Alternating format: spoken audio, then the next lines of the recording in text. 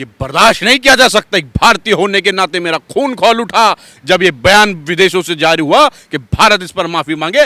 नफरती असामाजिक तत्वों की गलती पर माफी भारत नहीं भाजपा मांगे। भारत ये बर्दाश्त नहीं करेगा। भारत का सर नहीं झुकना चाहिए, मां भारती का सर झुकना नहीं चाहिए। कपड़ों से पहचानने वाले आज इनकी नजर में कौन सी चूक हो गई? जो ये नुपुर शर्मा और ये नवीन जिंदल और 38 नेता जिनकी उन्होंने सूची स्वयं सार्वजनिक की है, भारतीय संस्कृति ये कभी बर्दाश्त नहीं कर सकती।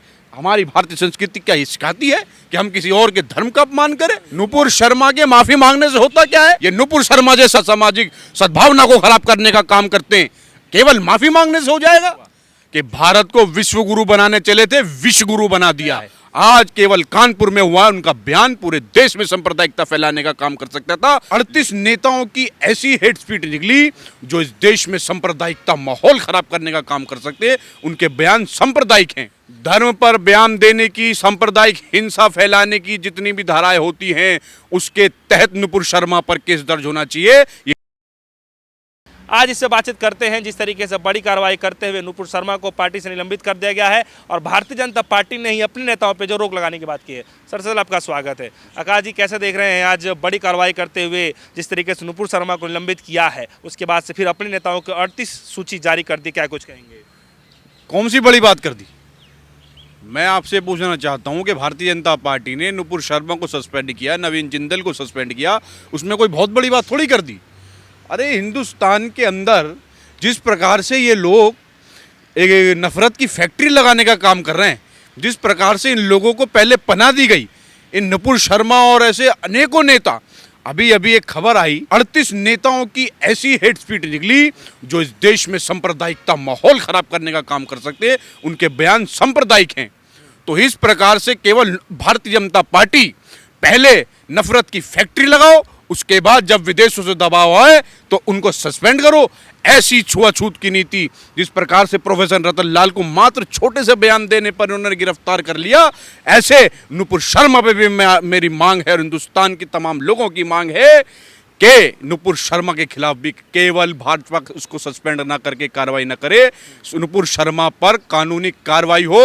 जितनी भी धाराएं धर्म पर बयान देने की, सांप्रदायिक हिंसा फैलाने की जितनी भी धाराएं होती हैं उसके तहत नुपुर शर्मा पर केस दर्ज होना चाहिए। ये हिंदुस्तान के हर व्यक्ति की मांग। 38 लोगों की जो सूची तैयार करी है आरटी सेल विशेषज्ञों के द्वारा, वीडियो सारे क्लिप निकाले गए हैं, तो क्या लगता है कि एक बड़ी कार्रवाई इसको मानते हैं? देखिए, बड़ी कार्रवाई तो भारतीय जनता पार्टी के लोग कभी करी नहीं। इन्होंने अगर जो पहले बड़ी कार्रवाई कर देते तो आज ये नौबत थोड़ी आती।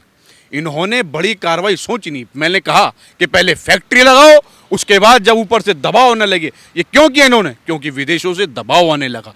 हिंदुस्तान का सर झुकाने का काम किया है, हिंदुस्तान के संविधान का सर झुकाने का काम किया है, हमारी संस्कृति का सर झुकाने का काम किया है। भारतीय संस्कृति ये कभी बर्दाश्त नहीं कर सकती। हमारी भारतीय संस्कृति क्या ये सिखाती है कि हम किसी और के धर्म का अपमान करें? और ये आपत्तिजनक टिप्पणियां देने से जिस प्रकार से कानपुर में हिंसा फैल गई, हिंदू मुस्लिम का समुदाय में झगड़ा फैल गया, आज केवल कानपुर में हुआ उनका बयान पूरे देश में सांप्रदायिकता फैलाने का काम कर सकता था। लेकिन मात्र कानपुर के अंदर जिस प्रकार से दंगे हुए, जिस प्रकार से आपसी तनाव पैदा हो गया, जिस प्रकार से मारकाट हो गई, ये इस प्रकार की नफरत की फैक्ट्री लगाना ये भारतीय जनता पार्टी का काम रहा। उस बयान को कैसे देखते हैं? कहते हैं कि जो है देश ही नहीं विदेश में भी डंका बजता है काम का, कुछ कहना? देखिए, मैं इस पर एक ही बात कहना चाहूंगा कि भारत को विश्व गुरु बनाने चले थे, विश्व गुरु बना दिया है। केवल विश्व गुरु बनाने का काम भारत को पिछले 8 वर्षों में नरेंद्र मोदी जी की और भारतीय जनता पार्टी की सरकार ने किया है। और अब यह माहौल बन गया है कि विदेशों से बात हो रही है कि भारत माफी मांगे। ये बर्दाश्त नहीं किया जा सकता। एक भारतीय होने के नाते मेरा खून खौल उठा जब ये बयान विदेशों से जारी हुआ कि भारत इस पर माफी मांगे। भारतीय जनता पार्टी के नफरती असामाजिक तत्वों की गलती पर माफी भारत नहीं भाजपा मांगे। भारत ये बर्दाश्त नहीं करेगा। भारत का सर नहीं झुकना चाहिए, मां भारती का सर झुकना नहीं चाहिए।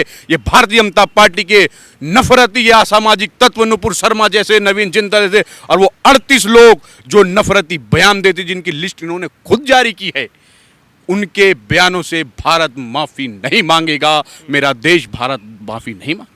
अच्छा, जो पिछले कई दिनों से जो हालात देखने को मिल रहा है, एक खास तरीके का जो है धर्म समुदाय वो जो विरोध प्रदर्शन करता रहा है, एफआईआर करने की मांग करता रहा है, जेल भेजने की मांग करता रहा है, लेकिन उसके बाद जो है भारतीय जनता पार्टी आती है, कब बताया जाता है कि बड़ा निर्णय लेते हुए ये कहा जाता है कि जो ऐसे विवादों ऐसे बयानों को जो है भारतीय जनता पार्टी सपोर्ट नहीं करती है, सभी धर्म समुदाय को जो है सम्मान सहित देखती है, सबका आदर करती है। तो इस बयान को लेकर के आपके मन में क्या है? सबका साथ सबका विनाश, सबका साथ सबका विनाश, केवल इस नीति पर काम हुआ है। इन्होंने ये वो लोग हैं भारतीय जनता पार्टी वाले जो 80-20 की बात करते हैं, ये वो लोग हैं भारतीय जनता पार्टी वाले जो शमशान कब्रिस्तान की बात करते हैं, ये वो लोग हैं भारतीय जनता पार्टी वाले जो हिंदू मुसलमान की बात करते हैं, कपड़ों से पहचानने वाले। आज इनकी नज़र में कौन सी चूक हो गई? जो ये नुपुर शर्मा और ये नवीन जिंदल और 38 नेता जिनकी उन्होंने सूची स्वयं सार्वजनिक की है, उनसे ये कपड़े देख के पहचानने वाले लोग हैं। इनके बयान आपने सुने होंगे। ये वही लोग हैं जो कहते थे कि हम तो कपड़ों से पहचान लेते हैं ये कौन है। तो इनको पहचानने में चूक कैसे हो गई? इनको क्यों पहचानने में चूक हो गई?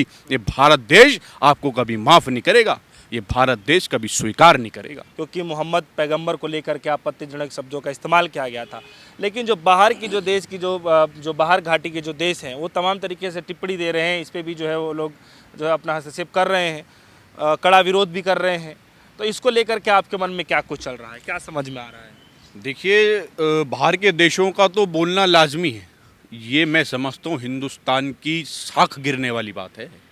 ये भारतीय जनता पार्टी के लोगों की सरकार ने पिछले 8 वर्षों में विश्व गुरु बनने का दावा करने वाले देश को विश्व गुरु बना करके रख दिया। केवल शर्मा ने माफी मांग ली। नुपुर शर्मा के माफी मांगने से होता क्या है? ये नुपुर शर्मा जैसा असामाजिक तत्व इस देश में असामाजिक सद्भावना को खराब करने का काम करते हैं, केवल माफी मांगने से हो जाएगा? मैं कहता हूं कि इसके ऊपर कानूनी कार्रवाई होनी चाहिए, नुपुर शर्मा के ऊपर और नवीन जिंदल के ऊपर। केवल सस्पेंशन से काम नहीं चलेगा। नुपुर शर्मा ने एक बयान में स्वयं कह दिया है कि मेरे ऊपर तो गृह मंत्रालय से मेरी बात हो रही है, आरएसएस से मुख्यालय से मेरी बात हो रही है, स्वयं पीएमओ से मेरी बात हो रही है। जिस प्रकार से इन्होंने ये बयान दिए उससे ये सिद्ध हो जाता है कि सर्वेक्षण किसका है, सर पे हाथ किसका है, ये सिद्ध हो जाता है। और ये देश स्वीकार नहीं कर रहा है, ये सब देख रहा है। जिस प्रकार से देश के अंदर विष घोलने का काम किया जा रहा है, देश बर्दाश्त नहीं करेगा। भाई, पहले आप नफरत घोलो, फिर कहो कि मुझे सिक्योरिटी दो। ऐसी बयान ही क्यों देने? आज आप देख सकते हैं इस प्रकार से हर रोज कश्मीर के अंदर अब कश्मीरी पंडितों की हत्याएं हो रही हैं, जिस प्रकार से उनको टारगेट करके कश्मीरी पंडितों को, हिंदू अधिकारियों को मारा जा रहा है। इन लोगों की जुबान उस पर बंद क्यों है? इस नफरत की फैक्ट्री की आईटी सेल की जुबान उस पर बंद क्यों है? आज कहाँ गए वो विवेक अग्निहोत्री, कहाँ गए वो अनुपम खेर? दर्द को नाटक फिल्म के रूप में पेश करके कश्मीरी फाइल्स बना करके अपनी जेब भर रहे थे। आज उनके मुंह पर टेप क्यों लग गया है? ये देश ये देख रहा है जिस प्रकार से हिंदुओं के नाम पर सांप्रदायिकता फैलाई जा रही है, जिस प्रकार के धर्म के नाम पर आपस में लड़वाने का काम किया जा रहा है। ये देश बर्दाश्त नहीं करेगा। हिंदुस्तान शुरू से ही आपसी भाईचारे का देश रहा है। ने कहा है कि किसी भी धर्म का अपमान स्वीकार नहीं किया किसी भी धर्म का अपमान स्वीकार नहीं किया जाएगा। ये भाजपा वाले केवल और केवल अब अपनी गिरती साख, क्योंकि ये बैकफुट पर आ चुके हैं। जिस प्रकार से इनको देश में घेर लिया गया है, ये एक्सपोज्ड हो चुके हैं। इनके जो चेहरे पर जो निष्पक्षता का जो पर्दा था वो अब हट चुका है। लोग पहचान चुके हैं कि इनका असली चेहरा क्या है। इनका चेहरा, इनकी चाल और चरित्र लोग समझ चुके हैं। केवल ये एक टाइमलाइन आप देखिए, इन लोगों की एक टाइमलाइन है। जब जब चुनाव करीब होता है, ऐसी नफरत की फैक्ट्री फैलाने वाले जो प्रवक्ता होते हैं ना, जिनको ये अपॉइंट ही इसलिए करते हैं, राष्ट्रीय स्तर पर प्रवक्ता बनाते हैं, नुपुर शर्मा जैसे और नवीन जिंदल जैसे तमाम लोग जो 38 नेता हैं, इनको अपॉइंट इसलिए किया जाता है ताकि ये देश के अंदर ऐसे चुनावी माहौल में, जब कई राज्यों में चुनाव है, आगामी लोकसभा का चुनाव 2024 में, उससे पहले नफरत की फैक्ट्री लगाओ, खूब फैक्ट्री लगाओ। ये आईटी सेल उसको फैलाता है। तो ऐसे लोग, मैं समझता हूँ केवल ये कहने से कि हम इस पर क्षमा चाहते हैं और इसको हम बयान स्वीकार नहीं करेंगे, इनका चेहरा एक्सपोज्ड हो चुका है। भारतीय जनता पार्टी एक्सपोज्ड हो चुकी है।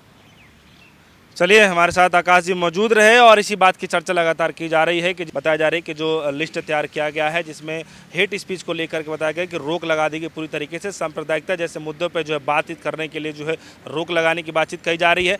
दूसरी तरफ इस बात पे लगातार चर्चा चल रही है कि नुपुर शर्मा को लेकर के जो है अब मुश्किलें और बढ़ती जा रही हैं। फिलहाल आने वाले समय में क्या कुछ होगा उस पर लगातार बातचीत करते रहेंगे। हमें दीजिए इजाजत, देखते रहिए DS1 न्यूज़। धन्यवाद।